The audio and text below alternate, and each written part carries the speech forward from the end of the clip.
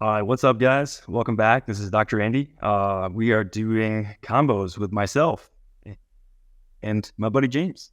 So today, guys, we're going to be talking about cross training, the benefits to preventing injuries, and also, I guess, health and longevity. So, James, I'm going to kick it over to you. Why do you want to talk about this topic today? I want to talk about this topic because I think a lot of us in our day-to-day life think that we don't move in multiple directions at the same time in life. We go in the gym, we do our overhead presses, we get on our assault bike, and oh, buddy, we just try to gas up them quads. We start doing front squats, we do back squats, we do machines, we do the Smith machine. We go into CrossFit, we go into F45 or Orange Theory. We go to yoga. We do all of these things, and yoga is probably the closest to multi-planner at the same time than anything else that I just mentioned. The problem I think that we're trying to solve here is how do we implement a routine, right, where we are able to move in ways that prevent us from hurting ourselves in day-to-day life for opportunities that one methodology or one way of working out does not prevent injury for us, right? It's you go into CrossFit, you think that you're good to go. As you said before we started recording, you step off the curb and you roll your ankle, and now you're out for 2 weeks, right? How do we protect against that? Now, obviously, crazy things happen. Get in a car accident, stuff can happen. Like, okay, outside of obvious, exceptions here, why do we need cross training? Why is it something that we need to look at? And I believe because we're misinformed on what training for longevity and health actually looks like, as opposed to what training for aesthetics and training for today and training for our egos and training for the baddie in the corner and too short shorts that are swallowing her up. Like, I think that we're a little bit misinformed. And so I kind of want to go into it. So Andy, in your experience, chiropractic, coaching, massage, what have you, where do you think the biggest risk for injury is that we're not attacking? Uh, I mean, well, first and foremost, I think just to clarify for the audience too, when we say cross training, we're and CrossFit, those are not synonymous. So just to clarify that up for people, when we say cross training, we're referring to like multiple modalities and forms of training. But yeah, I mean, just what I see a whole lot of, including myself, is that when I'm not prepared for either an unknown environment or an unknown movement or my body in a certain particular position, that's when injuries most commonly happen. So yeah, before you and I hopped on here, James, I mentioned the whole example of somebody a curve and rolling their ankle, right? And this could be, 72-year-old grandmother or, a 34-year-old me or a 22-year-old, athlete, right? They could all have that, like what seemingly is freakish. I think when you don't train the body to have the broadest map or light on the environment around itself and even internally, I think you're leaving yourself open and vulnerable to an injury. So what externally and internally? Externally is like, so holding on to something, moving weights, right? Not just moving your body around in space, but moving an object around you. And so internally would be, okay, if you're not training your brain to send an electrical signal to your muscles or to certain tissues fast enough, such as when you step off a curb, that leaves you open to not firing the muscles that'll stabilize your ankle. And it leaves your non-contractile and your non-volitional tissues, such as your ligaments and your fascia, to then rely on holding you and stabilizing you. And that's when you see those tissues get overworked and sprained. So that's what I most acutely see is just when people do one primary modality or exercise routine, such as, let's say, they're a powerlifter, or they train for a specific sport, such as sprinting in track and field. Very linear movement patterns that don't allow for much wiggle room, because any wiggle room, you're leaving energy or output on the table that could go towards your direct objective. So what are your thoughts, James, as far as like, do you see that? Because with your with your work, working with clients in the fitness realm, have you come across? I mean, I would say that a lot of people in their own right have a few things that come up, right? And one of those things is, I mean, we're talking about, you might be able to goblet squat with your heels elevated, a 70, right, as a 40-year-old woman. But I'm worried about you walking on a trail without boots on because your ankles are not stable. Because if I put you on one foot and pull the other foot off the ground, you are wobbling around like you're on a bouncy ball, right? Like that's a problem. And I think that is one of the clearest indications that we maybe need some more holistic training. And when I say holistic training, like incorporating multiple modalities, like we're talking about, getting some cross training done. I mean, how about implementing some agility, right? How about implementing some balance work, body weight? How about implementing some Pilates, body weight, without megaformer or the reformer? But that also, if you can, I think that the ankles is where I see it a ton. I think the shoulders is where I see it a ton, right? And then also our body in comparison to kettlebells, dumbbells, and barbells, right? Like the amount of people that don't know where they are in space compared to a barbell when they're at the bottom of a squat is ridiculous. How do you not know that you need to, on a back squat, release your hands and move yourself forward to get out of the way? Why are there fail videos of people holding onto a bar and crushing vertebra and going forward? Do you not know where you are? Like, do you seriously not know where you are? Do you think that it's a good idea when something's on your back to have on to it and go forward? And I think that some of that comes back down to awareness. And also, have you been taught how to bail? But secondarily to that, like, do you know where your body is in space? And for me, I'll use a personal anecdote here. Snatching or clean and jerking, right? Barbell, right? In CrossFit. I was pretty shitty at it. But then I got introduced to a lot of single arm, rotational, right? Around the bodies, figure eights, single arm snatching, single arm cleans, crossbody cleans, all kinds of things where I had to now connect new spots in my brain to understand that, like, oh, wow, I can move my arm this way and my foot this way, because in regular lifting, I wasn't doing that. But what's interesting is there's a high probability that I was going to hurt myself doing split jerks, right? Not understanding necessarily, like heavy split jerks, not understanding necessarily where I am in space. But after I got experience moving independently, arms, right, and legs, doing transverse lunges, doing, outside cleans to opposite side outside snatches into then a flip over into the other hand and going a transverse lunge, right? Once I started doing that, oh my goodness, life changed completely in the gym, because now if I found myself not forward or back or left and right or up and down, I caught in a weird position on a clean and jerk or a snatch, I'm not freaking out because I've been here. Maybe not with the same weight, and maybe I don't want to be here, right? Rotated, catching weird, but at least I know where I'm at, as opposed to just like, no, we only take reps up and down. We only take reps forward and back. We only take reps in this position with your hands here. Well, what happens if that doesn't happen? I think what's funny is the way that you're having these conscious questions about, like, well, what's going to happen? We're just a reflection and an upwardly projection of what our brain's actually kind of giving to us. So if you're having those conscious thoughts of like, whoa, I don't know what's going to happen, your brain's not going to know what's going to happen. And it's going to do its best in real time to kind of figure out, what to fire, what to relax, where to be. And so we were talking about this before, and it kind of mentioned it with, you were saying goblet squatting, right? Is just take this example. So going from standing on 2 feet to standing on 1 foot. It's amazing in my office when I have patients try this as an exam. A test in my exam is going from 2 feet to standing on 1 foot, and just how quick, almost immediately, they're like, whoa, and they start to lose their balance. Now, obviously, I'm there so that I can catch them if they start to fall, right? And there's a wall they can also grab too. But it's amazing at first, how imbalanced they are if they haven't spent any time there. Mm-hmm. But it's also amazing how quick, like after just 1 or 2 tries, boom, they have no problem with it, right? So it's amazing how fast the body can adapt.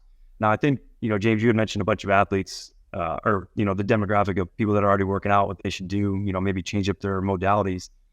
Just speaking to the gen pop, say those people that currently don't work out, right, regularly, and don't really know what the heck a kettlebell snatch or a cross body dumbbell RDL, a clean and jerk snatch, whatever it is. On my side, on the chiropractic side, I'm going to leave the people with this, is that the brain loves circles. So you can take that as like, oh, cool, I can just go and draw a circle right on a piece of paper. Yeah, the brain loves that because your arm, your wrist, your fingers are in a circular motion. The brain loves circles. So something easy that I do for somebody who at the bare minimum, wants to improve in a sport, or even just improve in like daily activities, daily life, but don't want to do anything else. Just do circles with your joints, right? That can include finger circles. That can include wrist, right? Elbow, shoulder, neck, right? Spine, hips, knee, ankle. Toes are kind of a little bit harder. I don't know if I've ever, recommended doing 12 circles. I can't do those myself.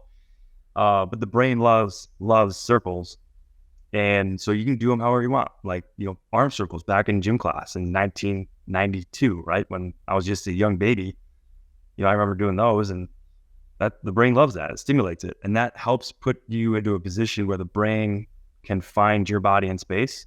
Mm-hmm. So that way, when you like go to grab a ball or go to reach over your head or whatever it is, you have less propensity to maybe get injured because your brain is familiar with that range of motion. So that's super simplistic from my end. Do you have anything as far as, you had mentioned single leg stuff versus, bipedal or two leg, is there anything else that maybe somebody on the athletic, or I should say athletic, but just fitness realm could, maybe incorporate or look into while they're at the gym? Yeah, I think that if you're already in the fitness world and like, let's say you have comfortability with bodybuilding movements. And when I say bodybuilding movements, I really just mean splits, more bodybuilding style, more aesthetic style. You move kettlebells, you move dumbbells. You probably mostly move dumbbells, barbell, and machines, right? Get a kettlebell in your hand and look up some videos, right? Look up some videos of a crossbody clean. Look up some videos of doing single arm strict presses, right, with a kettlebell, because it sits differently on you and you have to brace differently to get it overhead. Now, I'm not saying that you start swinging 253s, right, over your head. I don't think that you need to do that, not to start at least. But I do think that if you're already in the gym and you have strength, right, to test yourself a little bit and start to incorporate some of the, like, just going from a controlled range of motion, right, a controlled amount of tension, right, with a cable or with something else, to having two hands move independently, or jumping down to just one side or one foot, right? And if you're already in the gym, incorporate some of that. If you're not there yet, you're not in the gym, how about you just stand on one foot? How about you sit in a squat to a chair on one leg, right? I'm on one leg right now. You can't even tell. Why? Because I'm amazing. But legitimately doing things with one arm, with one leg. Like, I know it sounds so rudimentary, and it kind of is, right? You want to understand how your shoulders are moving, right? Do shoulder taps in a push-up position, right? Little small movements that most men might look back at us and say, isn't that for the women in yoga and in Pilates? And it is. But how many times do you see someone that does Pilates all day, every day? Now, they're not the biggest, largest, juiciest people in the world, right? Because they're not really progressively overloading as much as a lot of people in the gym. But how many times do you see someone that does yoga or Pilates a ton that sprains their ankle all the time? I don't know about you, but I don't see that. I see a lot more power lifters, CrossFitters, bodybuilders sprain their ankle a whole lot more. I think there's a beautiful blend of, like what you were just saying. So Pilates, they have really good range of motion, right? For someone who does it consistently and over a longer period of time, right? They can gain a lot more tissue flexibility and joint mobility. And then, so the benefit is they have that healthy range of motion. Where they could potentially benefit, if they aren't, is with tensile strength of the tissue, right? Which you just mentioned, they're not really progressively overloading. So there's a healthy balance. And mind you, we're not talking about those people that are going after certain goals that are super specific. If you want to lift 1,000 pounds in your squat, that is where you're going to spend most of the amount of time focusing on that direct path from up to, or down to up, right? Mm-hmm. Yeah, down to up. So versus just longevity, health, and injury prevention. Mm-hmm. So you need mobility, flexibility, and then also strength. Because if you have all the flexibility in the world, great. You can still step up that curve and have a high propensity and probability of rolling your ankle because your ankle's already used to going in that way without engaging the muscle tissue enough to hold and stabilize yourself. So I think, unilateral work, James, is awesome, whether it be upper extremity, lower extremity, and then rotation. There's 3 planes of motion in the body. There's the transverse plane, which is rotation. And then there's the sagittal, which is like think forward and backwards. And then there's coronal, which is kind of going side to side. So the more that you can incorporate those different planes, especially in like one movement, right, the better you're going to be. And, for my example, I played baseball. I'm this close to making it to the majors, maybe next year. No, I played baseball, right? And being 34, I haven't played baseball in fast pitch league in I think 16-ish years, right? Or maybe 15 or whatever it was, right? Right out of high school. And I feel better now than I did playing back then, but even like playing, other sports when I was in my early mid-20s, when I was a full-time CrossFitter and really noticed how like boxed in I was, like James, you were saying, not knocking CrossFit. That was just my training was very like one direction, very linear, maybe 2. And so I sucked at rotational sports. I was like, where the heck did my athleticism go? And ever since I started incorporating more unilateral stuff, like you've mentioned, prior, multi-directional stuff, just pick up a baseball bat, throwing a baseball, catch it with the glove, running, sprinting, changing directions on an uneven surface, right? And new shoes I adapted to it way quicker. And knock on wood, right? Like, luckily I'm still intact after the season's over. Yeah. So, just my 2 cents and my experience was from just being inside of a gym for so long to going out and playing a field sport has been an easy transition than what I thought it would have been. So I don't know if you have anything to add on that note. I think you covered it really well with what you were kind of giving examples of. So anything else you want to leave with like the gen pop with as far as what they could potentially do to help them prevent injury? I would just look at where you're at, right? And where your holes. So like if you're a killer powerlifter, right, maybe incorporate some things that aren't in powerlifting, like some kettlebell windmills or some press out windmills. Andy loves press out windmills. He's the only man that I ever see do press out windmills. Everyone else I see do normal windmills like normal humans, but he wants to do them differently. Regardless, though, if you're a power lifter, I would recommend that you try to move in more than one plane and maybe just start with body weight, right?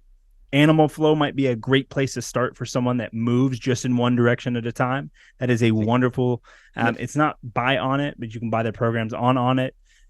There's a guy, you could also look at something like Fight and Flow, another calisthenics based. That's run by Matt Thomas, super solid practitioner there. And that is like incorporating yogic and Tai Chi into one, right? Something like that where you're moving more body weight, multi directions, and you're getting flexion and extension in multiple parts of the body that you're not used to because you're not just moving up and down.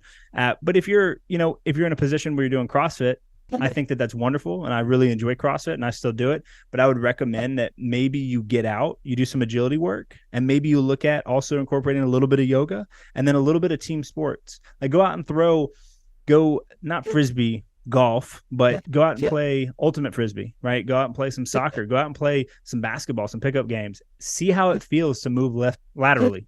How's it feel to move left and right? Slow down, speed up, fast twitch. How does that feel, right?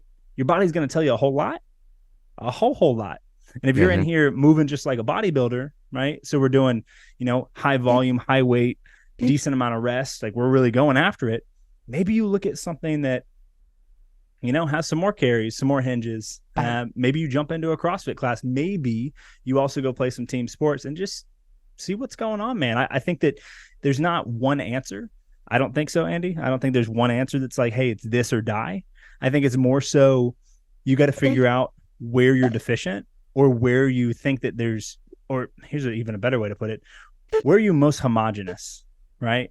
Like what, if you are legitimately in a position where you're doing the same thing all the time, you might want to just step completely out of that and add a day a week of active recovery in something else just to move differently, to have then awareness of how you adapt in that situation. Because I can tell you right now that when I was only doing CrossFit and then I tried to play soccer, a terrible time, an absolute horrific time, because I was not used to trying to move quickly laterally, right? Speed up, slow down, right? I had 3 speeds, right?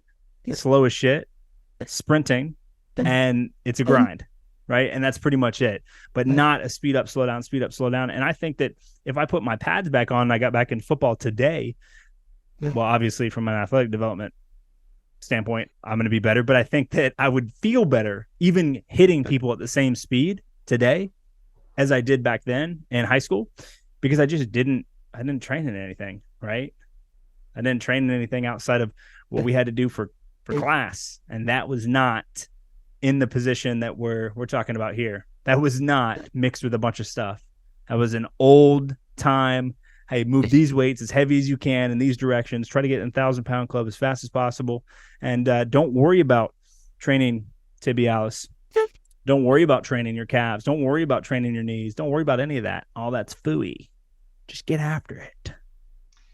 I think a quick challenge, who's ever listening to this, right? If they, whether they're, in the gym, like let's say a CrossFitter, I think I want to speak to CrossFitters specifically on this, but anybody can do this. They're used to jumping. Try jumping one leg laterally. Try jumping 2 legs laterally. Let's just say over a mat line. So no vertical obstacle, right? But just pick a line on the mat and just jump over laterally 2 feet, and then go 1 foot and see how that feels. Because growing up skiing, downhill skiing, we did a lot of drills because our ankles were literally in a cast for, when I grew up in New York, 8 months out of the year, right? So they were confined into a skeletal structural cast. So a lot of the off season, I didn't realize this, we played soccer, right? For our PT, right? Our training. And then we did a whole bunch of like single leg jumping stuff. And so like when I went back to that just a few months ago, incorporating it, holy crap, like talk about, I thought I was a baby Bambi deer on ice, and that used to be my jam. I used to be able to I could outlast anybody doing that. And so I challenged, just a quick challenge, like you were just kind of mentioning, James, for folks is, jump laterally with 2 feet and then try jumping laterally with 1 foot and see where you're at. Because I think that's a huge eye opener. A lot of people, like you said, a lot of people run forwards. A lot of people now are running backwards. Who the heck runs laterally? For a distance, for distance outside of just a necessity of dodging, somebody who's walking at them or whatever. Intentionally go moving laterally and see how you feel. See how long you last. So, yeah, and lastly, dude, I want to be able to wipe my ass when I'm older. I'm sure you do too. Like, we tend not to think too much about it, but there's a lot of rotation involved in just doing that. Yeah, reaching back, right? as you're trying it right now. So we're all probably used to doing it with like just one of our hands, right? Try doing it with the other side one time and see how awkward that is. Hate it. Don't even hate it. Right. But we don't have to, I'm not encouraging people to take like laxatives and have multiple bowel movements a day so they practice this, but just understand that by introducing rotation into your fitness diet, right, you'll be thanking yourself when that becomes a little bit harder to do. Yeah. So if anything, rotate for the sake of, you want to be able to wipe your own ass when you get to that stage of life. Yeah. I think you also want to not be in a place where, one bump into the wall throws something out in you, like that's a big problem with people these days. You get like an acute jolt in a different direction, a force in a different direction that hits you. And now because your tissues are not primed for that at all, because you haven't done anything, now you have a high level sprain, or you have like, you have a subluxation, or you're like, oh my God, my rib, or something's now super tight, or you're guarded.